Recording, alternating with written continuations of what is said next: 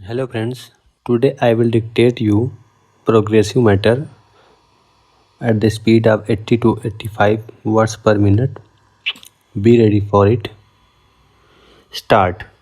Ever since the beginning of the community development program, I have taken deep interest in it. It did much good, but it became clear later that something else should be done to give fresh vitality to our work in rural areas. This impetus was provided by the Panchayati Raj program, which was not only an extension of community development but was also qualitatively somewhat different. It also went deeper into the roots of our village structure. Therefore, I was deeply interested in it and attached great importance to it. It struck me as an attempt to strike at the roots of our weakness, especially in rural areas. The measure of success it may attain depends on the workers connected with it as well as a large number of others who are closely associated with it. To what extent it has succeeded, it is difficult for me to say without more detailed information, but I am convinced that it is working on right lines, and if the people connected with it realize its inner significance, its success is assured. On achieving independence, we inherited not only various psychologies and habits of the British times but also an administrative apparatus which, though good in its own way for the purpose the British government has in view, did not fit into the new order that we were trying to build. Many of our officials were well trained and good, but naturally they were too much tied up with the old order.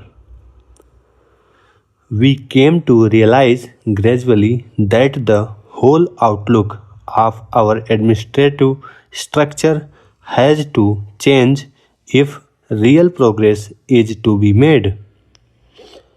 In particular, it has to change in the lower rank and in rural India. The old attitude was no good. It had to replace by full identification with the mass of our people and a growing responsibility being cast on the people themselves. After all, the main aim of community development and Panchayati Raj was to develop this outlook and a spirit of self reliance amongst the people.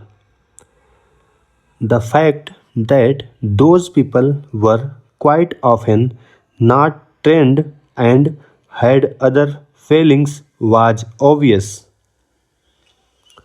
Nevertheless, the only way to train them and to lessen their failing was to give them the chance of shouldering responsibility and learning by their own mistakes.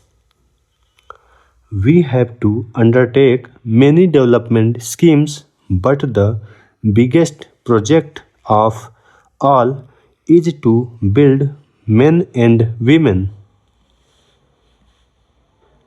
Sir, We would like you to share with us the role which you envisage for selected local bodies in the planning process. At present, there exist many different agencies outside the framework of democratically elected local bodies to whom is entrusted most of the major tasks of urban planning. These include city development authorities and city improvement trusts, besides a number of state government agencies owing responsibilities to the state government above but not to the people below. If planning for economic development and social justice is to become the centerpiece of the activities of democratic local bodies, should all these other agencies be dissolved or merged into the elected local bodies? Or should they be kept separate and above the system as at present? The answer you give should be compatible with our basic principle of maximum devolution.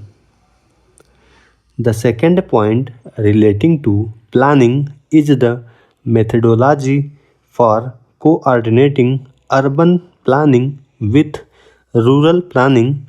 While it would, of course, be appropriate for urban and rural bodies respectively to plan matters which fall exclusively within the irrespective jurisdiction, it has to be recognized that growth impulses largely come from the interaction between urban groups and their rural areas. It is because the linkages between town and country are so crucial to growth that many state governments have established bodies like the District Planning Board or the District Planning and Development Council to identify and strengthen these linkages. The tragedy is that, in the name of coordination, district planning boards have been established outside the framework of democratically elected local bodies and generally placed under the charge of a minister appointed by the state government. Thus, the most crucial planning functions and much of the effective decision making power, as also the allocation of the bulk of finances, has been vested in bodies which are outside the democratic framework of local government and are dominated by ministers appointed by the state government. I call it a tragedy because it is through these agencies that the elected authority is bypassed or overruled.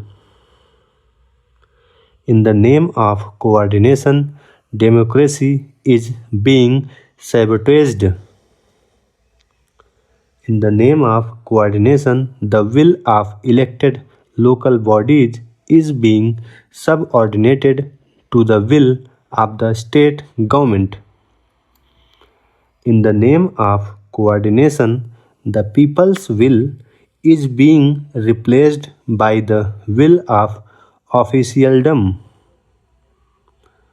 What measure would you suggest to establish a democratic district planning